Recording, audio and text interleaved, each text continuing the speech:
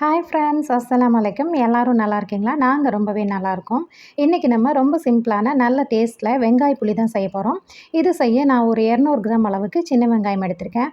அதை நல்லா வாஷ் பண்ணிவிட்டு இந்த அளவுக்கு பொடியாக நான் கட் பண்ணி வச்சுருக்கேன். இது கூட ஒரு 3 பச்சை மிளகாய் எடுத்துக்கோங்க. பச்சை மிளகாய் நல்லா காரமாக இருக்கிறதா நான் எடுத்திருக்கேன். இப்போ இதை நம்ம செய்ய ஆரம்பிச்சிடலாம். ஒரு பேனில் ஒரு 2லேருந்து 3 டேபிள் ஸ்பூன் போல் ஆயில் சேர்த்துக்கலாம். ஆயில் நல்லா ஹீட் ஆனதுக்கப்புறம் ஒரு 1/4 டீஸ்பூன் போல் கடுகு, ஒரு 1/4 டீஸ்பூன் போல் வெந்தயம் சேர்த்து பொரிய விட்டுருங்க. வெந்தயம், கடுகு நல்லா பொரிஞ்சு வந்தோடனே நம்ம கட் பண்ணி வச்சுருக்கிற வெங்காயம், இது கூட ஒரு ஃப்ரெஷ்ஷான ஒரு கொத்து கருவேப்பிலை, கூடவே நம்ம கட் பண்ணி வச்சுருக்கிற பச்சை மிளகாய் எல்லாத்தையும் சேர்த்து நல்லா வதக்கி விடுங்க. வெங்காயம், பச்சை மிளகாய் எல்லாம் ஓரளவுக்கு வதங்கி வரணும். ஆனால் நிறம் மாறக்கூடாது. அது வரைக்கும் நீங்கள் வதக்கி விட்டால் போதும். பாருங்கள், இப்போ இந்த அளவுக்கு வதங்கின உடனே நம்ம இதுக்கு தேவையான அளவு உப்பு சேர்த்துக்கலாம். உப்புமே சேர்த்து நல்லா வதக்கி விட்டுருங்க. இப்போ இந்த அளவுக்கு வதங்கின உடனே நம்ம இதுக்கு தேவையான புளி தண்ணியை சேர்த்துக்கலாம். நான் ஒரு சின்ன லெமன் அளவுக்கு புளி எடுத்து நல்லா கரைச்சி அதோட தண்ணியை மட்டும் நான் கரைச்சி எடுத்து வச்சுருக்கேன்.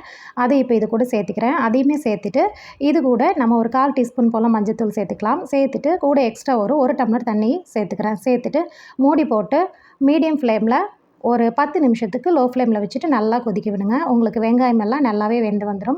ஃபைனலாக இது கூட ஒரு 1/4 டீஸ்பூன் போல் பெருங்காயத்தூள் சேர்த்துக்கோங்க. சேர்த்துட்டு நீங்கள் ஸ்டவ் ஆஃப் பண்ணிவிடுங்க.